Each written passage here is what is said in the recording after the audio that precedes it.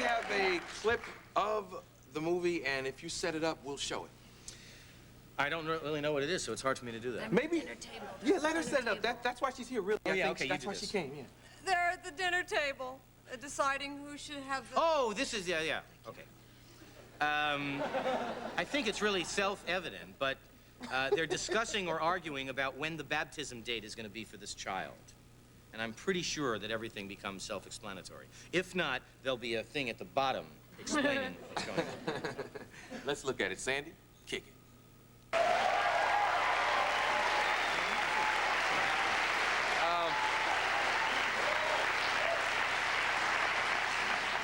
I understand that this is a very important film to you. What was it about the script that made you have to do this one and made it important?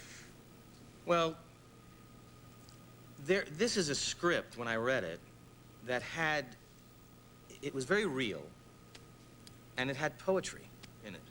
And that can hardly be said about most films or most projects that you get involved in. And it was about something so sweet and so accessible and so real that I wanted to do it. I also wanted to see if I could get away with this problem, which was, how do you play someone who has to be perceived as completely obnoxious and yet who you have to love? And that was a real challenge, and I wanted to pull that off. Yeah. If you all like the song Fly Me to the Moon, then you gotta go see this movie. It's everywhere. Whose decision was that, and what is the significance of that song being everywhere? The author of this film is named Malia Marmo. She was a production assistant on another film. She was just like $50 a week assistant.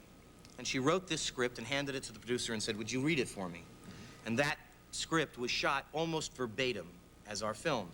And in the original script, she had written that the father of the girl gives her the present of singing Fly Me to the Moon all the time.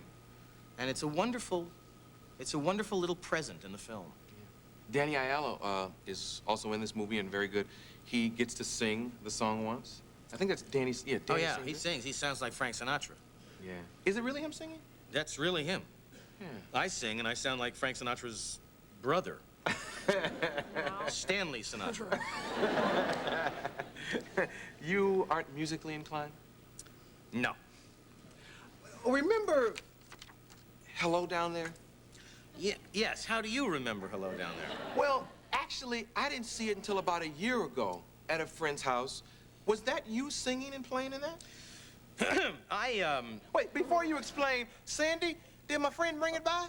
You betcha. Let me see that, because if I don't remember it, they wouldn't remember it, and I want to show it to everybody. There.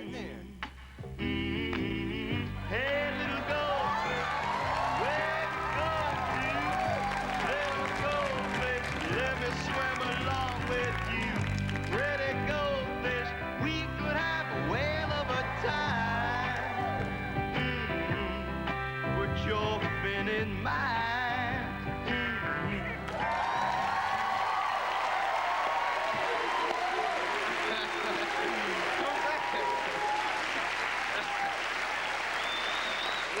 Now we can talk about it, that, you know, they've Look seen at it. that hair, though. That was my hair. Yeah. Hey. Now, we'll talk. Is that Milli Vanilli syndrome, or were you singing? That was completely lip-synced, and I would like you to know that I had to sing 2 songs in this movie, or lip-sync 2 songs in this movie. One was called Glub Glub Loving in the Tub, and the other was called Hey Little Goldfish.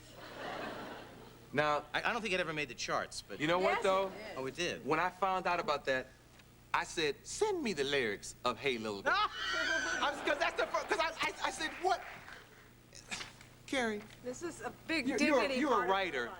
I want you to look at those lyrics. Well, I don't know if I can do it and still have dignity. We were talking about maintaining dignity. I think, Richard, do it in that Shakespearean way that you do so often at home.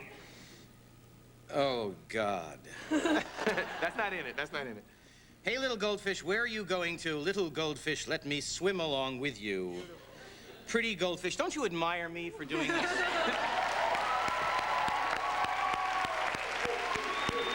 Pretty goldfish. goldfish, we could have a whale of a time. Put your fin in mine. The tide is in, and by the way, this was 10 years before Jaws. The tide is in and it's getting dark out. Might be a shark out. Ooh, ooh, ooh. Beautiful, man. Please, save it for when I really need it. Thank you. Barry Manilow, call me. You got to do this. Yeah. You once called him your evil twin, Elvis. What does that mean? Elvis? Yes? That's sort of what it means. He'll answer to Elvis. Well, that we have, that we're cut from the same cloth, and it's a pretty, vital weave, you know. It's a crazy weave. We actually, we've known one another a long, long time, and we were constantly struck at the beginning and throughout our relationship with the fact that we had passports from the same country that very few people had. It's village idiot spoiled village. When you have both of us at one party, we render one another obsolete. And that's what we're doing here on this show now. But why not your evil twin Sodom? Or, I mean, why Elvis? We just aren't at that topical It was a yet. rhythm thing. It was a rhythm thing. I don't know. It could be evil. No. I always thought that we were born of the same egg. And boy, are our arms tired. No. Yeah. No. Well, I'm glad you guys came by. I'm glad you came by, and I'm glad you brought her. Because... You're more glad that I came by than she came by. This is so sad for me. Why? Because he's not even going to give me $6,000 for coming with him and making a fool of myself on his ticket. Oh, well, no, we'll take care of you. We'll send you a little parting gift. One of those. You can sing Hey Little Goldfish the next Oh, time. may I please? We got a year's supply of Eskimo pies for Carrie. Oh, that's what we have for her. Yes. And good luck with the movie. It is already in theaters, or? Yeah, it's been around for a couple of weeks, and it's doing pretty well, so all of you go out and see it and pay full price. Go see it, because otherwise you'll have to watch it at my house with numbers at the bottom and property of Universal MCA and all that kind of stuff on it. It's a funny movie. This is Carrie Fisher. That's Richard Dreyfuss. Thanks for coming.